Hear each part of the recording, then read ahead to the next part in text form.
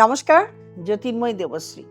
রাশিফল বলতে বলতে আমরা রাশিফলের একদম শেষ মীন রাশিতে এসে পড়েছি। মীন রাশির শনির ৭.৫ চলছে গত ২ বছর ধরে, ২-২.৫ বছর ধরে, এবং এই যে ২৯শে মার্চ ২০২৫-এ আমরা মীন রাশিতেই শনির অবস্থান আমরা দেখতে পেয়েছি। শনি মহারাজ এখানে ২.৫ বছর থাকবে, তারপরে মেষ রাশিতে যাবে, ২.৫ বছর থাকবে, তারপরে মীন রাশির শনির ৭.৫ শেষ হবে। শনির ৭.৫ থাকাকালীন মীন রাশির জাতক জাতিকাদের অনেক ধরনের প্রবলেমের সম্মুখীন হতে হচ্ছে, কিন্তু আমরা এই ২০২৬-এ সেই প্রবলেমে কি পাবো, নাকি প্রবলেম থেকে আমরা উঠতে পারবো? আমাদের কেমন যাবে দাম্পত্য, কেমন যাবে অর্থনৈতিক দিক, কেমন যাবে শরীর স্বাস্থ্য, কেমন সন্তানকে নিয়ে কি কোনো চিন্তা থাকবে, কেমন হবে এডুকেশন, সব কিছু নিয়ে আলোচনা থাকবে। তার আগে আমাদেরকে ট্রানজিটগুলো একটু জেনে নিতে হবে। আমরা যদিও ২০২৬-এ মাত্র একটি ট্রানজিট পাবো, সেটা হলো বৃহস্পতির ট্রানজিট, যেটা আমরা পাবো 2 জুন। বৃহস্পতির ট্রানজিট হয়ে যাবে। বৃহস্পতি বসে আছে মীন রাশি থেকে ৪র্থ ঘরে মিথুন রাশিতে, এবং চলে যাবে হচ্ছে কর্কট রাশিতে 5th হাউসে। 5th হাউসে চলে গিয়ে মীন রাশির 9th হাউসে বৃহস্পতির দৃষ্টি থাকবে। সুতরাং বুঝতেই পারছেন 5th হাউসে বৃহস্পতি আসবে, এটাও শুভ, এবং 5th হাউসে গিয়ে মীন রাশির 9th হাউসে দৃষ্টি দিচ্ছে, সেটা ভাগ্যের জায়গা। সেখানেও কিন্তু অনেকটা শুভ পরিবর্তন, আমরা ভাগ্যের অনেক শুভ পরিবর্তন কিন্তু আমরা এই ২০২৬-এ দেখতে পাবো। শনি তো এখানেই বসে আছেন, শনি মহারাজ এখানেই বসে আছেন, ২.৫ বছর বসে থাকবেন। এর কোনো ট্রানজিট নেই, কিন্তু শনিকে আমরা বক্রী অবস্থায় দেখতে পাবো 27 জুলাই থেকে 11 ডিসেম্বর অবধি এখানেই বক্রী হবে। মাঝখানে কম্বাস্ট কানেকশন হবে, শনি রবি কম্বাস্ট কানেকশন একটা হবে, সেটা 13 মার্চ থেকে 17 এপ্রিল অবধি একটা কম্বাস্ট কানেকশন আমরা দেখতে পাবো। সেই সময় মীন রাশিতে ঢুকবে এবং কম্বাস্ট হবে। এটা যেহেতু ডিগ্রির একটা ব্যাপার আছে, এটা সবাই জানেন, এখানে কম্বাস্ট কানেকশন আমরা দেখতে পাবো।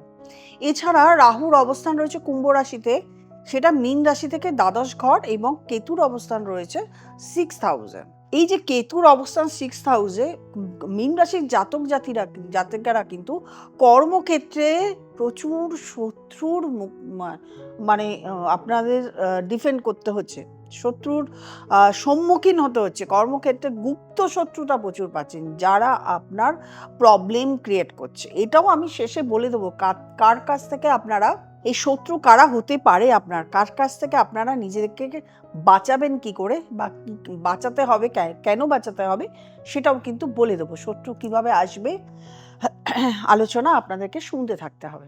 এই যে ৭.৫ পিরিয়ড, মীন রাশির ৭.৫ পিরিয়ড চলছে, এবং ৭.৫-তে প্রচুর ভুগছেন, প্রচুর লোকে আমার কাছে এসছেন, প্রচুর জাতক জাতিকা এসছেন, অনলাইন করেছেন, অফলাইন করেছেন, চেম্বারে এসছেন, ফোন করেছেন, প্রচুর জাতক জাতিকা তাদের প্রচুর প্রবলেমে ভুগেছেন। যেহেতু কুম্ভ রাশি থেকে শুরু হয়ে গেছে ২.৫ বছর এবং ঢুকেছে এখানে, আমরা পুরো প্রায় ১ বছর এখানে পেয়ে গেলাম, মার্চ মাস থেকে ডিসেম্বর অবধি পেয়ে গেলাম। ৩ বছর ৩.৫ বছর হতে চললো, এবং আরও এখনো ৭.৫ বছর চলে, তার মধ্যে এখনো অনেকটা সময় আমরা বাকি আছি। প্রচুর ভুগেছেন, কিন্তু শুধু কি আপনারা শুধু শরীর স্বাস্থ্য নিয়ে ভুগেছেন, অর্থনৈতিক দিক ভুগেছেন, আপনাদের প্রচুর শত্রু হয়েছে, সমস্তটাকে কিন্তু অনেক কিছুর সমাধান কিন্তু এই ২০২৬-এ আপনি পেতে চলেছেন। কিভাবে পেতে চলেছেন? ৪র্থ ঘরে আমরা বৃহস্পতি পাচ্ছি, 4th হাউসে পাচ্ছি বছরের প্রথম ৫ মাস, এবং 5th হাউসে পাচ্ছি বছরের 7 মাস। তাহলে প্রথম যে ৪র্থ ঘরে পাচ্ছি, সেতে আপনার একটা মানসিক শান্তি তৈরি হচ্ছে, একটা মেন্টাল পিস পাচ্ছেন, মনের দিক থেকে শান্তি পাচ্ছেন, আপনার গৃহ ভালো আছে। আপনি এই সময় যাদের গৃহ নেই, অনেকেই গৃহহারা, বা অনেকের সম্পত্তি নেই, ফ্ল্যাট নেই, বাড়ি নেই, তাদের কিন্তু অনেকেরই হয়েছে এই সময়, বাড়ি হয়েছে, ফ্ল্যাট হয়েছে, বা জমি কিনেছেন, অনেকেই কিনেছেন, অনেকে কেনার চেষ্টা করছেন, এখনো কিন্তু সময় আছে, এখনো ৫ মাস রয়েছে, আপনারা কিন্তু কিনে ফেলতে পারবেন। যখন 5th হাউসে যাবে বৃহস্পতি, 5th হাউসে বৃহস্পতি গেলে সন্তানকে নিয়ে চিন্তা থাকবে না। অনেকেরই সন্তান হচ্ছিল না, তাদের সন্তান হওয়ার সম্ভাবনা, অনেকেরই রিলেশন টিকছিল না, কারণ যেহেতু ৭.৫ চলছে, অনেকেরই রিলেশন খারাপ হয়ে যাচ্ছিল, দাম্পত্য জীবনের রিলেশন প্রেম ভালোবাসার রিলেশন অনেকেরই খারাপ হয়ে যাচ্ছিল, সেই দিকগুলো কিন্তু এই 5th হাউসে যখনই আসবে রিলেশন ক্রিয়েট হবে, যেটা বিয়ের দিকে এগোবে, বা একজন ভালো বন্ধু বা একটা ভালো রিলেশন পাবেন। খারাপ রিলেশন পাবেন না, ভালো সম্পর্কের মানে ভালো মানুষ পাবেন, যে যেহেতু 9th হাউসে দৃষ্টি দিচ্ছে, একটা ভালো রিলেশন ভালো সম্পর্কের মধ্যে ঢুকতে পারবেন, যেটা আপনাকে আরো মেন্টাল পিস দেবে, মানসিক শান্তি দেবে। এবং রিলেশন পাওয়া মানেই একটা ভালো বন্ধু পাওয়া, ভালো সঙ্গ পাওয়া, যে আপনাকে অনেক কিছুতে হেল্প করবে। তারপরে আমরা রাহুকে পাচ্ছি 12 হাউসে, এটা কিন্তু একটু চিন্তার। রাহুকে যখনই 12 হাউসে পাচ্ছি, তখন সেই জায়গা থেকে কিন্তু আমাদের অর্থ খরচ হয়ে যাবে প্রচুর। আপনি যতই ইনকাম করছেন না কেন, আপনি দেখছেন আপনার খরচের খাতায় তার থেকে বেশি চলে যাচ্ছে, লোন হওয়ার সম্ভাবনা হয়ে যাচ্ছে, ঋণ হওয়ার সম্ভাবনা হয়ে যাচ্ছে, বা অনেকের ক্ষেত্রে কিন্তু ঋণ লোন এগুলো হয়েছে। অথবা লোন ঋণ না হলো আপনার অসুখ বিসুখে হঠাৎ করে এমন কোনো রোগ ধরা পড়লো, যেহেতু 7.5 12th হাউসে রাহু রয়েছে, হঠাৎ করে এমন রোগ ধরা পড়লো, বা হঠাৎ করে এমন একটা রোগ হলো যেটা আপনার হসপিটালাইজ হয়ে গিয়ে প্রচুর টাকা খরচা হয়ে গেল, এরকম অনেকের ক্ষেত্রেই হয়েছে। এটা কিন্তু আপনাকে খরচের জায়গাটা আপনাকে ধরতে হবে, আমার এই নিজের হাতে হ্যান্ডেল করতে হবে, নাহলে কিন্তু আপনি প্রবলেমে পড়তে পারেন। এইটা আপনার সতর্কবাণী, এটাকে ধরে নিতে হবে।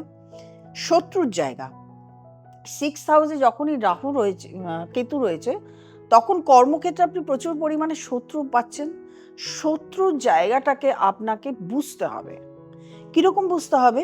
আপনি কাউকে দাদা ডেকেছেন, কাউকে ভাই ডেকেছেন, কাউকে বোন ডেকেছেন, বা কাউকে বন্ধু অনাত্মীয়কে আপনি নিজের আত্মীয় বানিয়েছেন, বা আপনার বাড়িতে কাউকে আশ্রয় দিয়েছেন।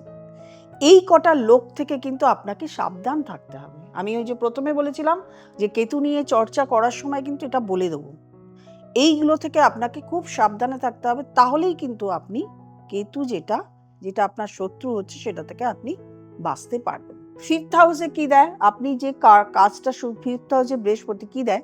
আপনি যে কাজটা শুরু করছেন, তার শুরুর যে অনেকেই হয় কাজ শুরু করতে পারে না, ব্যবসা শুরু করতে পারে না, করতে গেলেই তার সেখানেই নষ্ট হয়ে যাচ্ছে, প্রথম দিকেই সে লেট হয়ে যাচ্ছে, নষ্ট হয়ে যাচ্ছে। এটা কিন্তু সেটাই জায়গা যেখানে আপনি কোনো কর্ম শুরু করতে পারেন, স্টার্ট, আপনার কর্মের শুরু হচ্ছে, স্টার্ট। 5th 6 7 8 9 ভালো চলবে, বেশ কয়েক বছর আপনার কিন্তু ভালো চলবে। আপনাকে কিন্তু এখন থেকেই প্ল্যান প্রোগ্রাম করে 2026-এর প্রথম থেকেই প্ল্যান প্রোগ্রাম করে শুরু করতে হবে, যাতে বৃহস্পতি 5th হাউসে আসার সঙ্গে সঙ্গে আপনার শুরু হয়ে যায় ব্যবসা। কর্মের জায়গা উন্নতি, অর্থাৎ আপনি চাকরি করছেন, একটা ছোটখাটো চাকরি করছেন, ধাইয়ার জন্য বা 7.5-র জন্য আপনি ইমপ্রুভ করতে পারছেন না, 5th হাউস আপনাকে ইমপ্রুভমেন্ট দেবে, অর্থনৈতিক ইমপ্রুভমেন্ট দেবে, আপনার ব্যবসার ইমপ্রুভমেন্ট দেবে। অর্থনৈতিক ইমপ্রুভমেন্ট, ব্যবসার ইমপ্রুভমেন্ট পর আর কি চাই?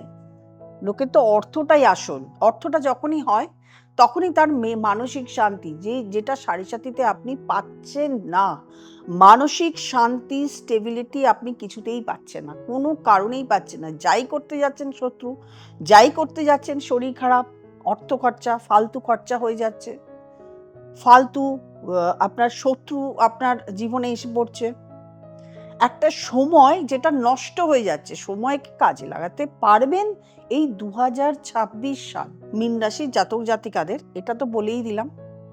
দেখুন, আরেকটা হচ্ছে, যেহেতু 7.5 চলে, আমি এটা সর্বক্ষেত্রে প্রত্যেকের ক্ষেত্রে 7.5 চলাকালীন, ঢাইয়া চলাকালীন তো বলি, তাছাড়া প্রত্যেকটা মানুষকেই বলি, কর্মফল ভালো করুন। কর্মফল কোনটা? আপনি রোজগার করছেন, সেই অর্থ ব্যয় করছেন, ফ্যামিলিকে দিচ্ছেন, এটা কিন্তু কর্মফল নয়।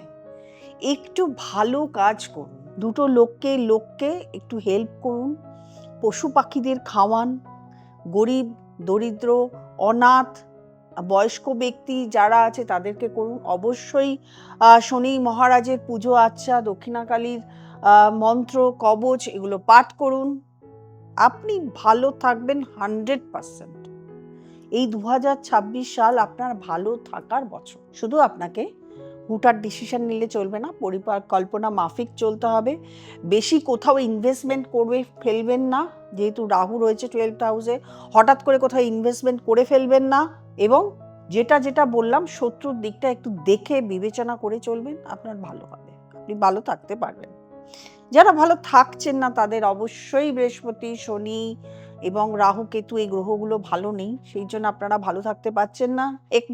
একটা ভালো অ্যাস্ট্রোলজারের কাছে যান, কারণ প্রত্যেকটা ট্রানজিট প্রত্যেকটা বছরের শুরুতেই একটু নিজেকে দেখিয়ে নেওয়া, যাতে আপনার কোন সময়টা নিজস্ব চার্টে date of birth, time of birth, place of birth দিয়ে নিজস্ব একটা চার্ট বেরোয়। তাতেও তো দশান্তর দশা আছে, গ্রহর পজিশনগুলো রয়েছে, সেগুলো দেখেও কিন্তু তার সঙ্গেও কিন্তু এই ট্রানজিটটা ম্যাচ করতে হয়।